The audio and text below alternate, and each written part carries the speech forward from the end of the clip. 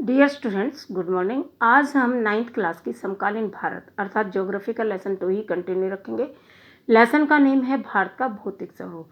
कल हमने भारत के उत्तरी मैदानों के बारे में जानकारी हासिल की थी। आज हम उत्तरी मैदानों को मृदाओं के हिसाब से किस तरह से वर्गीकरण किया गया इसके बारे में जानकारी हासिल करेंगे। तो आइए सबसे पहले हम इसके भाबर क्षेत्र के बारे में जानकारी प्राप्त करते हैं। देखिए, भाबर जो है ये उत्तरी मैदानों का सबसे पहला भाग है। ये सिंधु नदी से लेकर तीस्ता नदी तक और शिवालिक के साथ साथ हिमालय के गिरिपाद में स्थित है।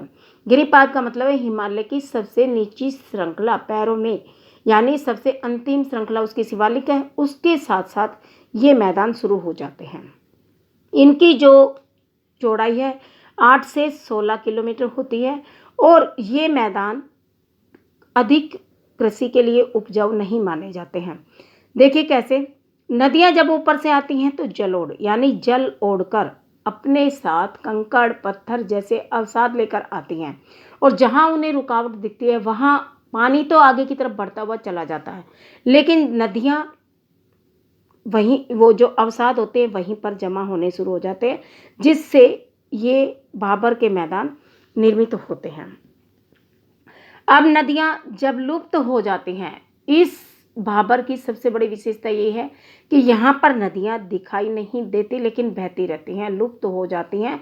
और बहती किस रास्ते है? अंत प्रवाह से, यानी भू अंदर के रास्तों से वो बहती हुई आती हैं, अवसादों का ऊपर छोड़ देती हैं और नदियों का नीचे की ओर बहकर आना ही इस तरह के मैदानों का निर्माण करता है।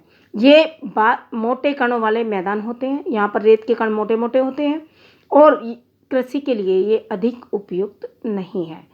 इस प्रकार हमने भाबर के विषय में जाना। अब आते हैं दूसरे क्षेत्र तराई पर। यहाँ ये जो भाबर है इसके बिल्कुल साथ लगता हुआ भाबर के दक्षिण में इसके समांतर समांतर वाले मैदान होते हैं। जो नदियाँ यहाँ पर लुप्त हो गई थी, हमें भाबर में लुप्त हुई अंतर प्रवाह से बहती हुई आती थी, यहाँ पर स्पष्ट प्रकट हो जाती हैं, दिखाई देती हैं। इनकी चौड़ाई 20 से 30 किलोमीटर होती है। उसमें मोटे कण थे, इसमें बारीक कण है और यह जमीन दलदलीय होती है क्योंकि हमेशा यहाँ से नदी बहती रहती है, तो ये नमी आर्द्र और चिपचिपी वाली जगह होती है। यहाँ पर सबसे जो देखने योग्य बात है, प्राणी भी होते हैं, सघन वनस्पति भी होती है और घने जंगल भी इसमें स्थित हैं।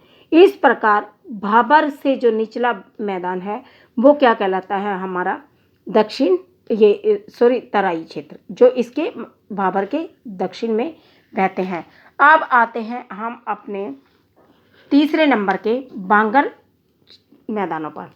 बांगर जो होते हैं ये पुराने जलोढ़ होते हैं, यानी इन्हें पुराने जलोढ़ नाम से भी हम बुला सकते हैं और यह बाढ़ से दूर के क्षेत्रों में स्थित होते हैं।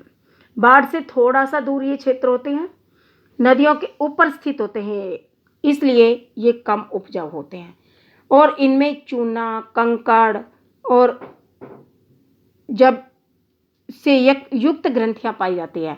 और इन मैदानों की सबसे बड़ी विशेषता क्या है कि यहाँ पर आकर नदियाँ अपना रास्ता बदल लेती हैं, मुड़ जाती हैं, इसलिए ये उपजाऊ नहीं है। अगर नदियाँ समानांतर बहती रहती तो ये क्षेत्र भी उपजाऊ होते हैं। ऐसा नहीं है कि बिल्कुल उपजाऊ नहीं है, लेकिन ये कम उपजाऊ होते हैं।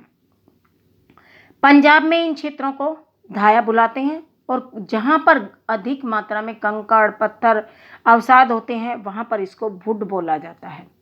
ये उत्तर प्रदेश के उत्तर पश्चिमी भागों में और उत्तराखंड में पाए जाते हैं। इस प्रकार हमारा तीसरा टॉपिक बांगर भी कंप्लीट होता है।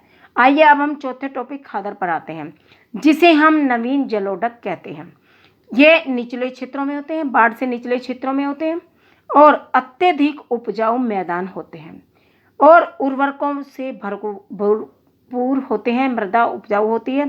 पंजाब में इसे बेट कहते हैं। गहन कृषि यहाँ पर की जा सकती है। इस प्रकार अगर आपसे कोई अंतर भी पूछा सकता है तो वो पूछे तो आप इस प्रकार बता सकते हैं कि बांगर को पुराना जलोढ़, खादर को नवीन जलोढ़, बांगर बाढ़ के उच्च क्षेत्रों में पाए जाते हैं, खादर निचले क्षेत्रों में मिलते हैं। उसमें चूने कंकड़ से ग्रंथियाँ युक्त होती हैं। इसमें उपजाऊ मिट्टी होती है। उसे पंजाब में धाया कहते हैं, इसे पंजाब में बेट कहते हैं। और यह जो बांगर है उत्तर प्रदेश और उत्तराखंड के मैदानों में अक्सर आता है।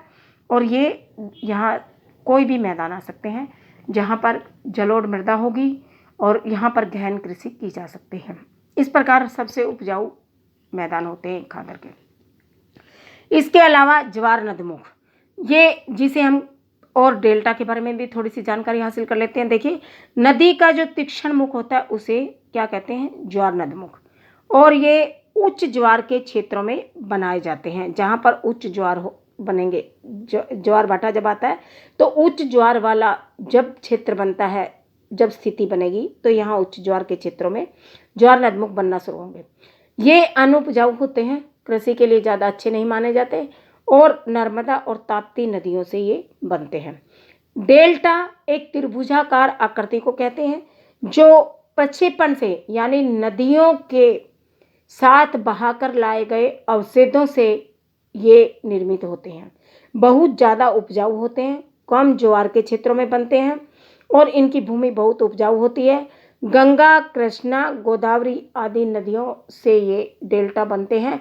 हमारे भारत में जो सुंदरवन डेल्टा है पश्चिम बंगाल में के मुहाने पर, बिल्कुल पश्चिम बंगाल के अंतिम छोर पर बंगाल की खाड़ी में गिरने से पहले नदियां बनाती हैं।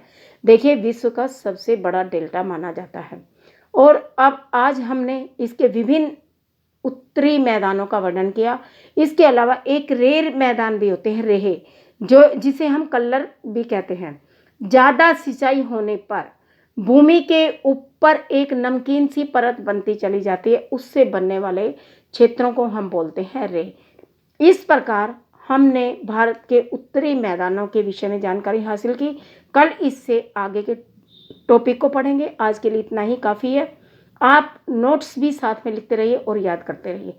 Thank you very much. कल मिलते हैं।